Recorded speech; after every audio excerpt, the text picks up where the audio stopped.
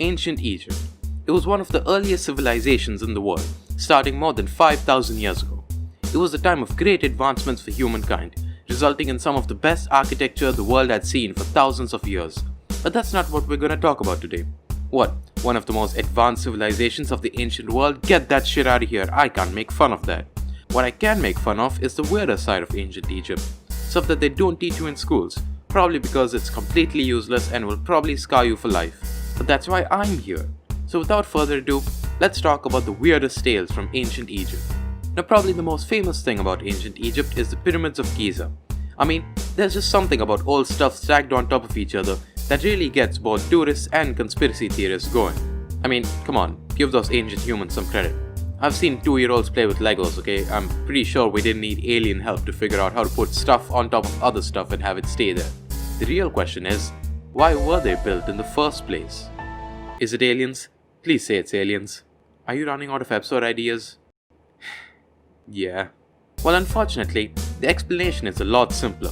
Like pretty much every cool building in history, the pyramids were built for the kings of Egypt, the Pharaohs. Which makes sense because nobody else would consider spending millions of dollars to build triangles in the middle of the desert. Now these guys weren't just your average, I have ultimate power and can do whatever I want type of kings. Oh no, that's not nearly narcissistic enough for their taste. They were instead considered to be actual gods who came down to earth to rule over Egypt.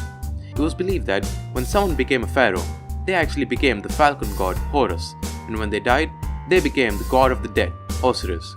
Now I don't know how some random guy in Egypt managed to convince an entire country of people that he was actually an all-powerful falcon deity, but somehow all of Egypt collectively said, yeah, that seems legit, and started worshipping them. Now you might be wondering whether all this ultimate power stuff went to the pharaohs' heads, and the answer is it absolutely did.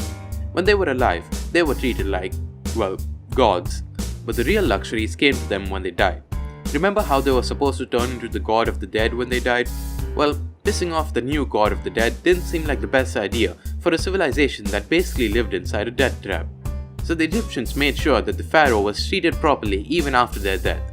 They built pyramids specifically to help the pharaoh's soul go to heaven and join the gods, and they made sure to stuff those bad boys up with pretty much everything a pharaoh could ever want in their afterlife. We're talking food, clothes, jewelry, perfumes, weapons, games in case he got bored in Egypt heaven, everything a guy could ever need to live like a god, while also being a god.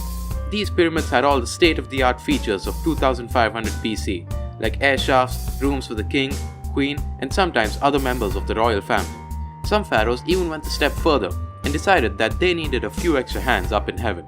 But then they ran into the small problem of all their servants still being alive. Last time I checked, people normally aren't too open to the idea of being buried alive. So they did the obvious thing and knocked every one of their servants out and stuffed them into the pyramid before they woke up. You know, maybe this whole giving the pharaoh the powers of a god and letting him do whatever he wants thing wasn't the best idea. But eventually, this practice stopped, and the pharaohs started using models of their servants instead. Probably after they realized that getting replacement servants was a lot harder when their job requirements included certain death. So the pharaohs clearly had a lot of power over their people, so of course they'd build a giant monument out of millions of tons of rock and then fill it with the most expensive shit that they could find, because why wouldn't they? Now there is a common myth that the pyramids were built by slaves who were forced to do it, but in reality, they were actually built by paid workers who did their job willingly. I mean, the Egyptian pharaohs might have been obsessed with money and power, but they weren't evil or anything.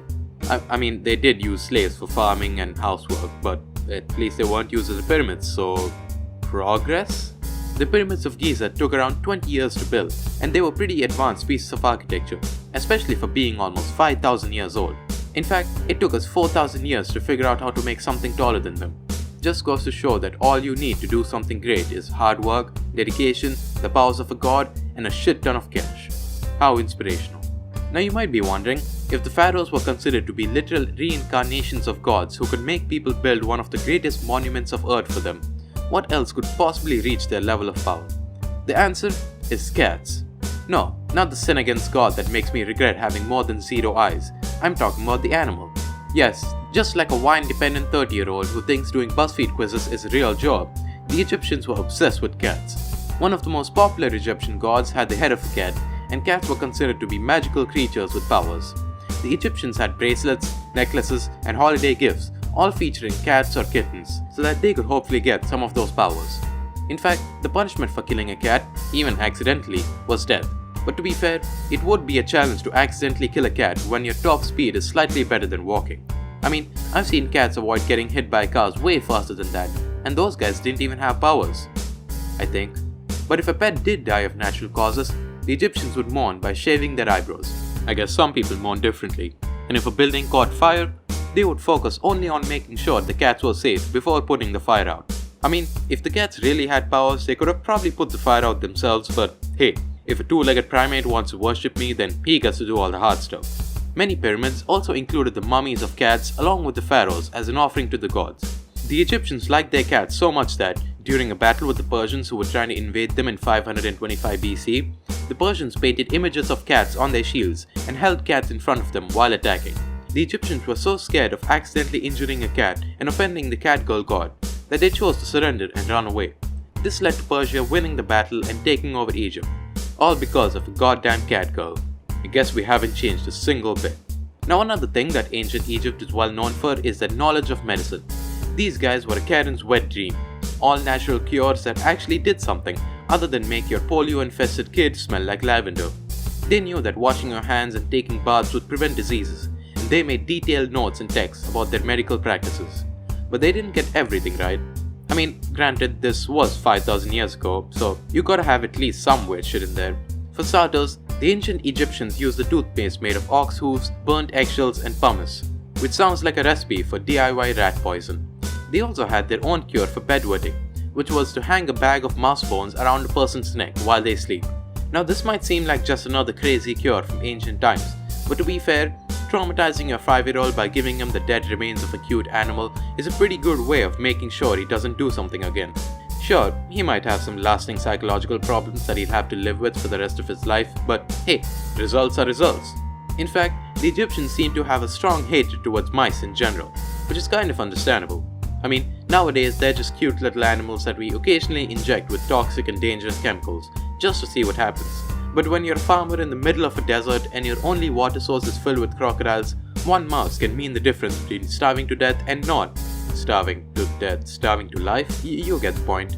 Another Egyptian cure recommended using crushed up mouse paste for pain relief. So, if you got a toothache, just rub some of that mouse paste in your mouth and you'll completely forget about your toothache. Side effects might include vomiting, suicidal thoughts, and general loss of dignity.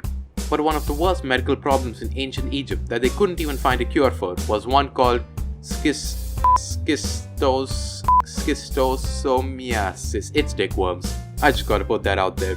You give it a fancy, hard to pronounce name so nobody will find out, but it doesn't change the fact that it's dickworms. In ancient Egypt, these worms were apparently really common in pretty much every guy out there, with some parts of Egypt having an infection rate of 60%. It was so prevalent that everyone pretty much accepted it as a normal part of growing up. Like someone saw a guy bleeding out and was like, "Hey man, are you okay?" "Yeah, I'm fine. Why do you ask?" "Just, you know." "Oh yeah, that. Don't worry about it. It's completely natural." "Uh-huh. And you're not worried at all?" "Why would I be? It happens to everyone. Plus, that guy over there told me that this makes me more fertile." "Okay then. Yeah, it's so cool. Hey, is anyone else feeling really dizzy? You should probably..." Yep. But despite some of the stuff they got wrong, ancient Egypt is still one of the greatest civilizations to have ever existed. I mean, they must have done something right to have been the subject of so many movies, books, TV shows, and everything in between, even 2000 years after the civilization ended.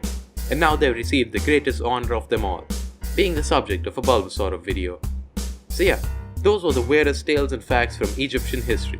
Like the video if you liked it, subscribe, hit the bell, leave a comment, and watch another video by clicking right here. Also, join the Discord, the link's in the description. Whoa, look at that. What did those messages say? I don't know. Guess you should join the Discord so you don't miss any more.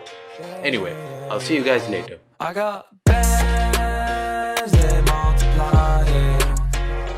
They gon' last, they gon' last. And my cash is exponential.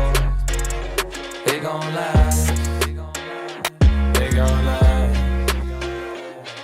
Feel great, feel good, there's no doubt. Labels on the phone, always always asking how. Course you know I never took a hand.